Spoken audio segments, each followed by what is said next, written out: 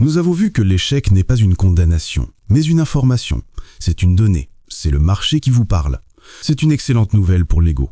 Mais il y a un problème pratique, un problème de ressources. Si l'échec est le prix à payer pour apprendre, combien coûte ce diplôme? Est-ce que l'information coûte 10 € ou 100 000 €? Est-ce qu'elle coûte une journée de travail ou 3 ans de votre vie? C'est là que se joue la survie de votre entreprise. Imaginez 2 entrepreneurs. L'entrepreneur A passe 2 ans enfermé dans son bureau. Il peaufine son produit dans le secret. Il investit tout. Il lance. Personne n'achète. Il a appris que son idée ne valait rien, mais il a payé cette leçon 2 ans de vie et toutes ses économies. C'est un échec terminal. L'entrepreneur B a la même idée, mais il lance un test imparfait au bout de 2 semaines. Il dépense 50 €. Personne n'achète. Il a appris la même chose, l'idée ne vaut rien. Mais il a payé cette leçon 2 semaines et 50 €.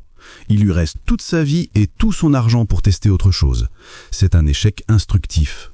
Le concept d'aujourd'hui est le fail fast, échouer vite. C'est l'art de compresser le temps. C'est l'art d'aller chercher la mauvaise nouvelle le plus tôt possible avant qu'elle ne devienne une catastrophe. Dans cette vidéo, nous allons voir pourquoi notre instinct nous pousse à retarder l'échec. Nous allons analyser le MVP comme une assurance anti-catastrophe et nous allons décortiquer l'histoire légendaire de Zappos ou comment créer un géant mondial en faisant semblant. 1. Le syndrome de la caverne. Pourquoi nous retardons l'échéance? Pourquoi l'entrepreneur A passe-t-il 2 ans à construire sans montrer? Parce que travailler en secret dans sa caverne est confortable. Tant que vous ne lancez pas, vous n'échouez pas. Tant que votre produit reste sur votre ordinateur, il est parfait. C'est le chat de Schrödinger. Il est à la fois un succès et un échec, et tant qu'on n'ouvre pas la boîte, on peut rêver qu'il est vivant. Se confronter au marché, c'est ouvrir la boîte. C'est risquer de voir que notre bébé est laid.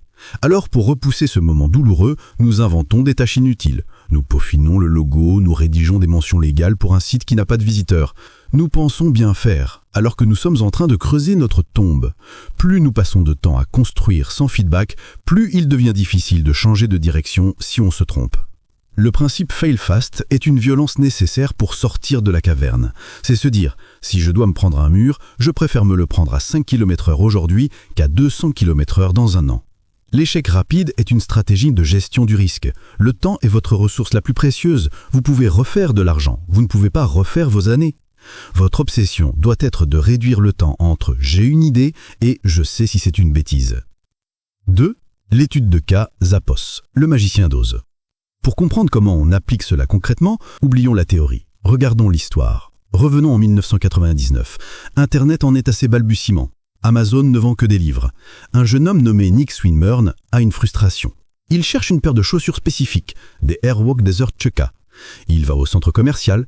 Dans le premier magasin, ils ont la bonne marque, mais pas la bonne couleur. Dans le deuxième, ils ont la bonne couleur, mais pas la bonne taille. Il rentre chez lui, frustré, et il se dit « c'est incroyable, il devrait y avoir un site web qui regroupe toutes les chaussures du monde dans toutes les tailles ». L'idée de Zappos, au début shoesite.com, est née. Mais en 1999, cette idée est considérée comme totalement stupide. Tous les experts, tous les investisseurs, tous les spécialistes de la chaussure disent la même chose. Nick, laisse tomber. Les gens n'achèteront jamais de chaussures sur Internet. Jamais. Les chaussures, il faut les essayer. Il faut voir si elles sont confortables. Il faut toucher le cuir. C'est impossible. Tu vas te planter.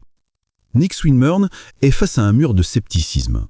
S'il avait écouté la méthode traditionnelle, qu'aurait-il dû faire? 1. Louer un hangar gigantesque. 2. Acheter pour $1 million de stock de chaussures. Toutes les marques, toutes les tailles. 3. Développer une plateforme e-commerce complexe. 4. Mettre en place une logistique d'expédition. 5. Lancer le site et prier. C'était un ticket d'entrée à plusieurs millions de dollars. Un risque colossal. Si les experts avaient raison, les gens n'achètent pas de chaussures en ligne. Nick se retrouvait avec un hangar plein de chaussures invendables et une dette à vie. Mais Nick avait l'esprit fail fast. Il voulait vérifier l'hypothèse fondamentale. Quelle était cette hypothèse? Ce n'était pas « est-ce que je peux construire un hangar ?» On sait qu'on peut construire un hangar. C'est un risque technique, facile à résoudre avec de l'argent. L'hypothèse risquée, le danger mortel, c'était « est-ce que les gens sont prêts à sortir leur carte bleue pour acheter des chaussures sans les essayer ?» Pour tester ça, il n'avait pas besoin de stock. Voici ce qu'il a fait. C'est du génie pur. Il est allé dans le centre commercial de son quartier. Il est rentré dans un magasin de chaussures local. Il a demandé au gérant « Bonjour, est-ce que je peux prendre vos chaussures en photo ? Si je les vends sur Internet, je viendrai les acheter au prix fort. » Le gérant, un peu amusé, a dit « Oui. » Nick a pris des photos avec un appareil numérique rudimentaire. Il est rentré chez lui. Il a monté un site web très basique, vraiment moche. Il a mis les photos en ligne et il a attendu. Quelques jours plus tard, ding, une commande. Quelqu'un voulait une paire de baskets. Que fait Nick?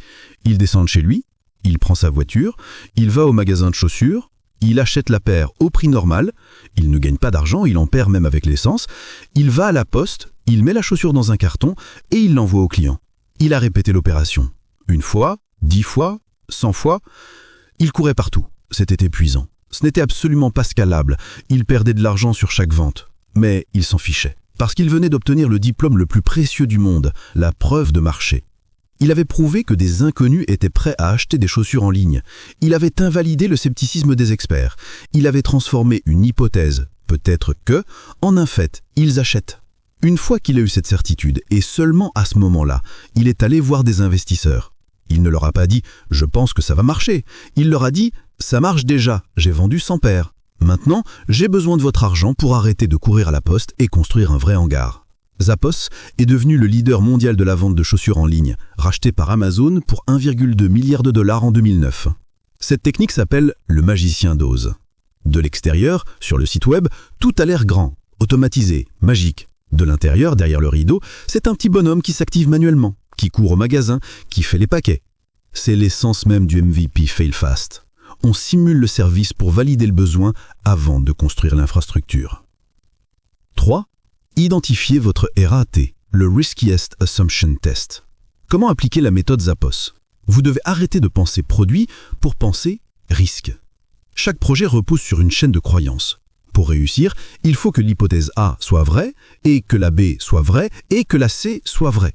Parmi elles, certaines sont sûres, d'autres sont très risquées. Votre travail est d'identifier l'hypothèse la plus dangereuse, celle qui tuerait le projet instantanément si elle était fausse. On appelle ça le RAT, le Riskiest Assumption Test, le test de l'hypothèse la plus risquée. Reprenons l'exemple de Zappos. Hypothèse A, on peut construire un site web. Risque faible, on sait faire. Hypothèse B, on peut livrer des paquets par la poste. Risque faible, la poste sait faire. Hypothèse C, les gens achètent des chaussures sans les essayer. Risque énorme, c'est le point de rupture. Nick Swinburne a testé l'hypothèse C en premier. Imaginons que vous vouliez lancer une formation en ligne sur le yoga pour les chiens. Hypothèse A, je suis capable de filmer des vidéos de yoga. Risque faible. Hypothèse B, je peux créer une plateforme de cours en ligne. Risque faible. Hypothèse C, il existe des gens assez fous pour payer pour faire du yoga à leurs chiens. Risque énorme. Si vous passez 6 mois à filmer, hypothèse A, avant de vérifier si les gens veulent payer, hypothèse C, vous faites l'inverse du fail fast. Vous prenez le risque de gâcher 6 mois. La méthode RAT vous dit ne filmez rien. Faites une simple page de vente. Mettez un prix, mettez un bouton précommandé. Envoyez du trafic. Si personne n'achète, vous avez échoué vite. Vous avez perdu 2 jours et 20 €. Vous êtes sauvé. Si les gens achètent, alors vous pouvez filmer. Vous avez éliminé le risque. 4. Le MVP comme bouclier émotionnel. Il y a un dernier avantage majeur au principe fail fast. Un avantage psychologique. L'échec rapide fait moins mal. Plus vous investissez de temps dans un projet, plus votre ego s'y attache. Si vous travaillez 2 ans sur un projet, ce projet devient votre identité. S'il échoue, vous vous sentez détruit. Vous aurez du mal à vous relever. Si vous travaillez 2 semaines sur un test et qu'il échoue, c'est juste une expérience qui a raté. Vous n'avez pas eu le temps de fusionner votre identité avec le projet. Votre ego est sauve. Vous pouvez rire de votre échec et passer à la suite. Le MVP, le test rapide, c'est votre bouclier émotionnel. C'est ce qui vous permet de rester dans le jeu longtemps, de multiplier les tentatives sans vous épuiser moralement. Nick Swinburne n'a pas risqué sa vie. Il a risqué quelques après-midi au centre commercial. C'est cette légèreté qui permet l'audace. Conclusion. Cherchez la preuve, pas la perfection. Voici le défi pour cette vidéo. Regardez votre projet. Quelle est la chose que vous êtes en train de construire? Arrêtez tout. Demandez-vous, quelle est l'hypothèse risquée que vous supposez vraie? Et comment vérifier cette hypothèse cette semaine sans construire le produit final? Pouvez-vous vendre le produit d'un concurrent avant d'avoir le vôtre? Pouvez-vous vendre un PDF avant de créer le logiciel? Pouvez-vous donner un cours en direct avant d'enregistrer la formation? Soyez un tricheur éthique. Utilisez des façades. Soyez le magicien d'Oz. Ne cherchez pas à être parfait, cherchez à être fixé. L'échec rapide est la méthode de ceux qui savent que la réussite n'est pas une ligne droite, mais une série de zigzags. Plus vous faites de zigzags rapidement, plus vite vous arrivez au but. Nous avons vu comment échouer vite, mais pour que l'échec soit supportable, il ne suffit pas qu'il soit rapide, il faut qu'il soit bon marché. Il faut que l'explosion soit contenue. C'est le principe du fail small, la symétrie du risque. C'est ce que nous allons voir dans la prochaine vidéo.